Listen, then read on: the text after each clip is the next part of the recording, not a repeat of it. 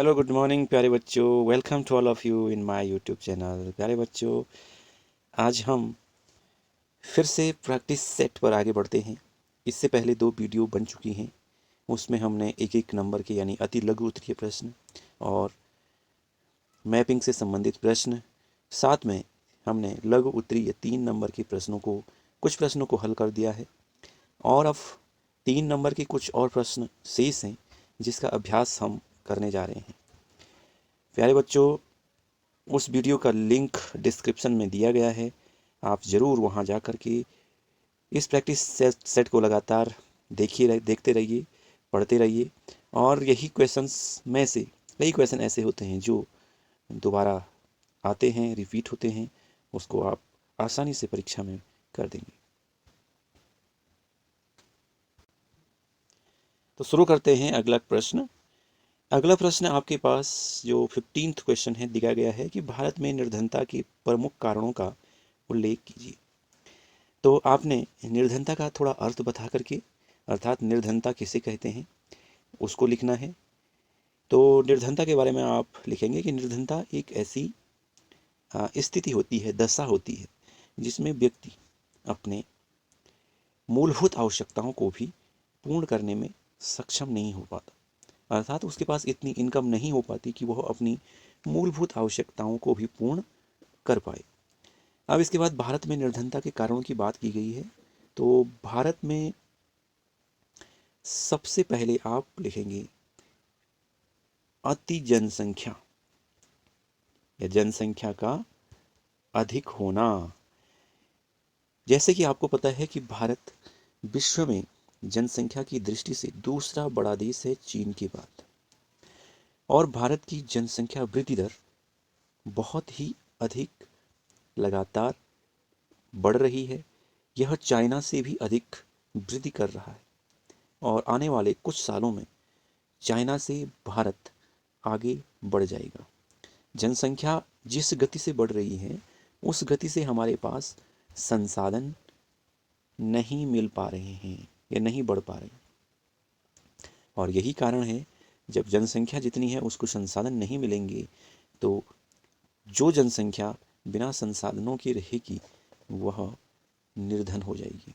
तो पहला कारण हमारा यही है कि जनसंख्या अधिक है।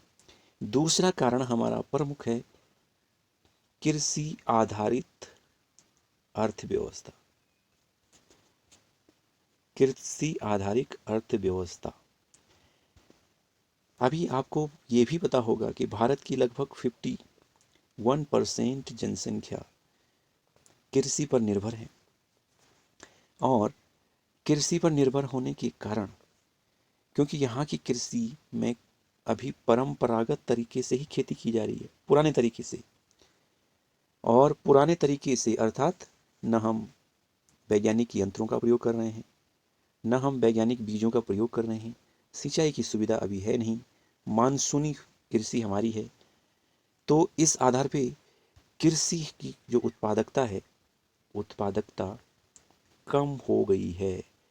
अर्थात जो जनसंख्या हमारी कृषि पर भी निर्भर है वह अपने आवश्यकता की पूर्ति तक ही कुछ मात्रा में उत्पादन कर पाती है और बेचने लायक कुछ ज़्यादा विशेष होता नहीं है। तो इसलिए यह जनसंख्या निर्धन रह जाती है। तीसरा कारण यदि देखेंगे तो भारत में लैंगिक असमानता है।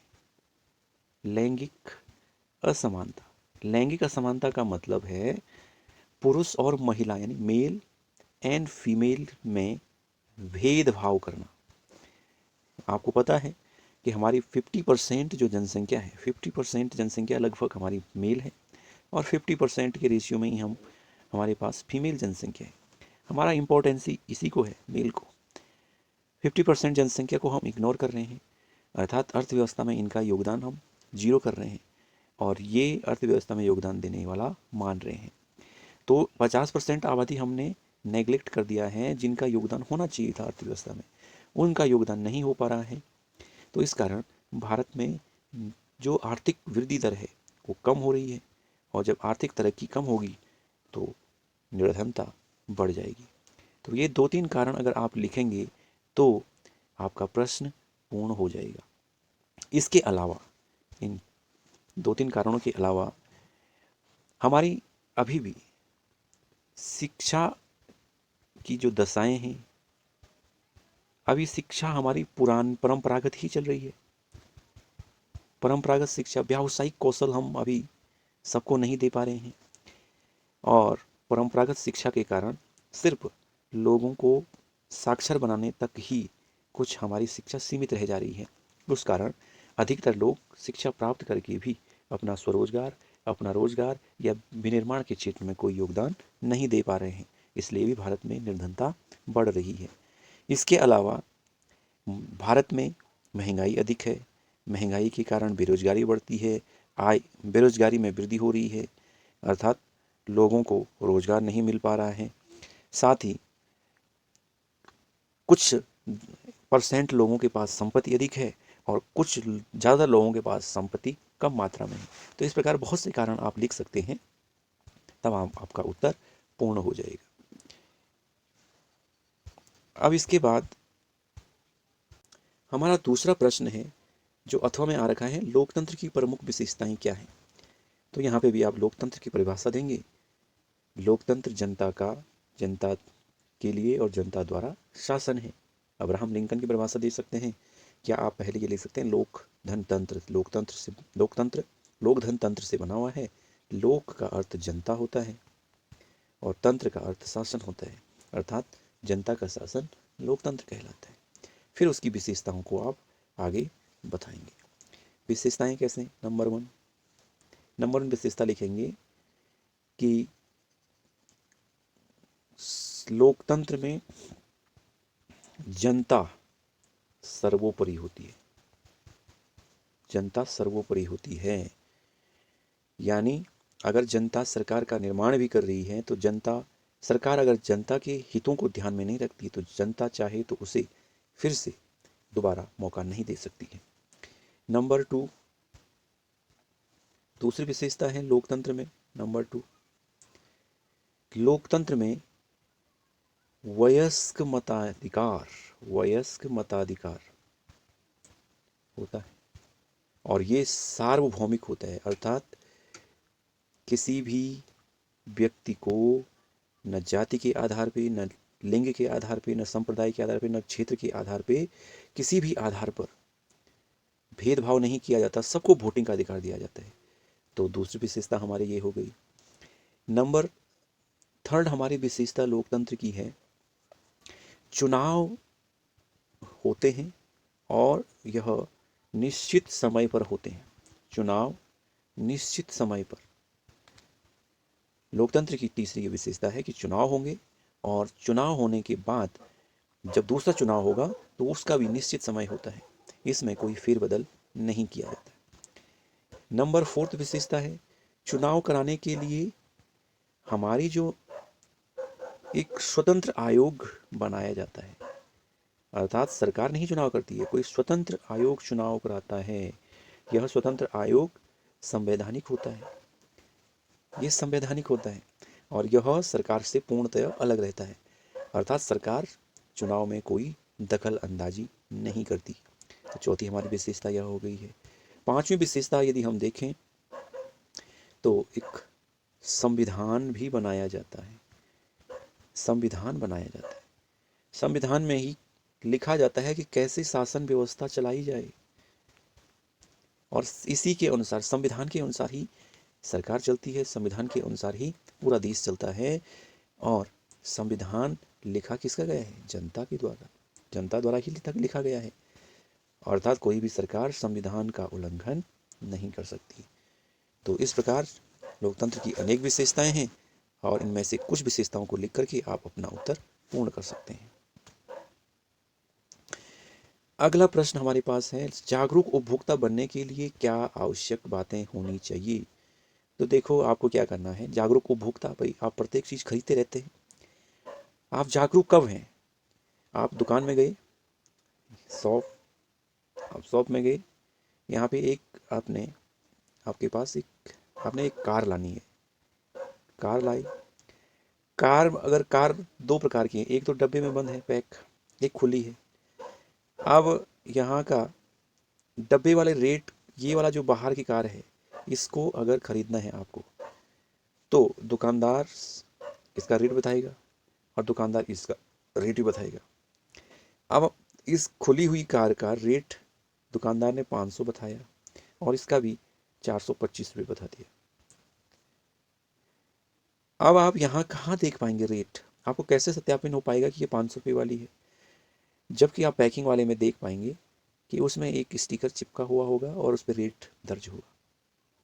तो एक जागरूक उपभोक्ता बनने के लिए आपको तो यही आवश्यक है कि आप एक इस प्रकार की खुली हुई वस्तु को आप नहीं खरीदें।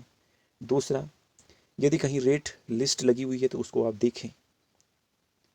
तीसरा, आप कोई प्रोडक्ट खरीद रहे हैं और प्रोडक्ट खरीदने पर, जैसे आपने कोई बिस्किट खरीदा और बिस्किट खरीदने के लिए आप चले गए दुकान में, और दुकान में जैसे ही आप गए और बिस्किट खरीदा तो बिस्किट था 10 रुपये का और आपने वहाँ पे किया 15 रुपये। अब दुकानदार को कैसे बताएंगे आप कि ये 15 रुपये का नहीं है, 10 रुपये का है? क्योंकि आपने यहाँ पर मैक्सिमम रिटेल प्राइस देख लिया है, MRP देख ली है। आप तुरंत जागरूक उपभोक्ता के रूप में तुरंत दुकानदार को ये बताएंगे कि आप इससे ज़्यादा रुपये में नहीं बेच सकते हैं इसको।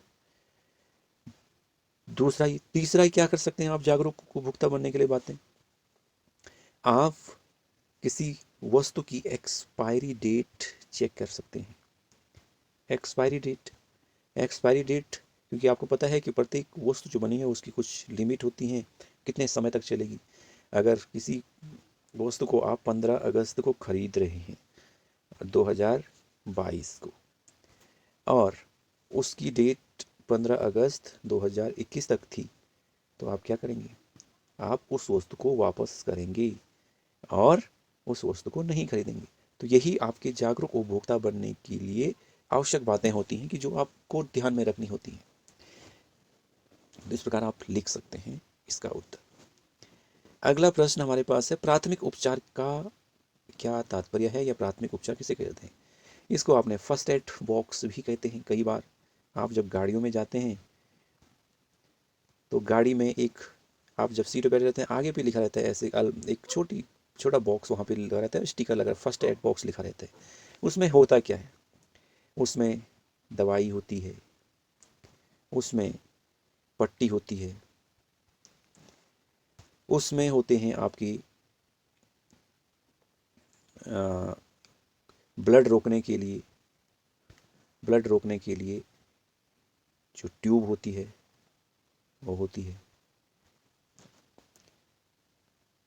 इस प्रकार ये फर्स्ट एड बॉक्स बनाया जाता है। फर्स्ट एड बॉक्स का मतलब यह है कि किसी व्यक्ति पर, अगर कहीं पर किसी व्यक्ति की उंगली फ्रैक्चर हो जाती है या फिंगर फ्रैक्चर हो जाती है, यहाँ पर अब फिंगर फ्रैक्चर तो हो गई, अब इस पर बहुत ज़्यादा काफ़ी कट लग गया है। अब यहाँ पे हॉस्पिटल तो है, यहाँ आप हैं, यहाँ हॉस्पिटल पहुँचने में आपको लेंगे 5 घंटे, 5 आवर। तब तक क्या करोगे? क्या ये खून बहने देंगे? नहीं, आप फर्स्ट एड बॉक्स का उपयोग करेंगे और फर्स्ट एड बॉक्स का उपयोग करके हमें आप पट्टी लगवा देंगे, खून रोकने की दवाई लगा देंगे। लेकिन ये आपको क्या है, हॉस्पिटल तक आपकी स्थिति खराब ना हो, हॉस्पिटल तक पहुँचते पहुँचते आपकी स्थिति खराब ना हो, इसलिए ये फर्स्ट एड बॉक्स का हम उपयोग करते हैं। तो अर्थात फर्स्ट एड बॉक्स एक ऐसा उपचार है जो अस्पताल तक पहुँचने से पहले मरीज को यथास्थिति रखता है, अधिक स्थिति बिगड़ने नहीं देता है। तो प्राथमिक उपचार के बारे में आप लिख सकते हैं। आपकी स्कूल में भी प्राथमिक उपचार का एक किट होता है, आप उसमें कौन कौन सी दवाइयाँ होती हैं आप उसका उपयोग करें, देखें, पूछें टीचर से किस प्रकार इसका उपयोग होता है। अब अंतिम जो 3 नंबर का प्रश्न है वह है, भूकंप आपदा से सुरक्षा हेतु उपायों का उल्लेख कीजिए। तो ये कह रहा है कि जब भूकंप आ जाए या भूकंप आने से पहले हमें क्या क्या सुरक्षा उपाय करने हैं। तो देखो, इसके हमें 3 प्रकार से लिखना है आपने। एक तो भूकंप आने से पूर्व क्या तैयारियां हैं, भूकंप आने के समय क्या तैयारी है, और बाद में हमारी क्या तैयारी होनी चाहिए, क्या सुरक्षा हमने मानक अपनाने। देखो, पूर्व में तो भाई हम अगर घर बनाते हैं तो घर हमारे बहुमंजिला नहीं होने चाहिए, पक्की ईंटों से होने चाहिए। साथ में हमारे जो घर के अगल बगल का जो क्या कहेंगे, प्राकृतिक जो स्थलाकृतियाँ हैं, ऐसी ना हो कि जो जर्जर हों, जीर्ण शीर्ण हों, क्योंकि भूकंप आते ही ये गिर सकती हैं। तो अर्थात ये खुले मैदान में हमारा घर होना चाहिए। अगल बगल ऐसी इमारत वगैरह नहीं होनी चाहिए जो कि पुरानी हो और टूटी फूटी हो, या कोई ऐसी दीवार हो जो टूटने की संभावना हो, तो उससे हमें दूर रखना है अपने आप को। भूकंप आते समय, यानी हमने भूकंप महसूस कर दिया, तो सबसे पहले तो सेफ जगह हमारी क्या होती है। अगर आप स्कूल में हैं तो आप टेबल के नीचे आप छिप सकते हैं। घर पे हैं तो आपका जो दरवाजे के बीच का जो स्थान होता है उसके नीचे आ सकते हैं। और हो सके तो इतना टाइम, अगर आपके बहुमंजिला मकान नहीं है तो आप सीधे सीधे खुले मैदान की तरफ आएंगे। भूकंप आने के बाद आप क्या सुरक्षा उपाय करेंगे। भूकंप आ गए हैं, ठीक है, लेकिन भूकंप जब आया तो आप एक तो धैर्य बना के रखेंगे, हड़बड़ी नहीं करेंगे। पता चला कि भूकंप से कम आपकी डेथ हो रही है और आपकी हड़बड़ी से और लोगों की ज़्यादा डेथ हो रही है, कि हड़बड़ी में उन्होंने कहीं जंप कर दिया। तो इसको आप धैर्य बनाना है। अगला, किसी जब सुरक्षित स्थान पर चले जाएंगे तो सबसे पहले आपको अपने जितने अपने परिवार के हैं, पड़ोसी हैं, उनको देखना चाहिए कि कौन आपके साथ आया है और कौन घर में कहीं दूसरे स्थान पर फंस गया है, उसे निकालने का प्रयास करना चाहिए। और साथ ही साथ इसके बाद आपको आपदा प्रबंधन टीम से संपर्क करना है।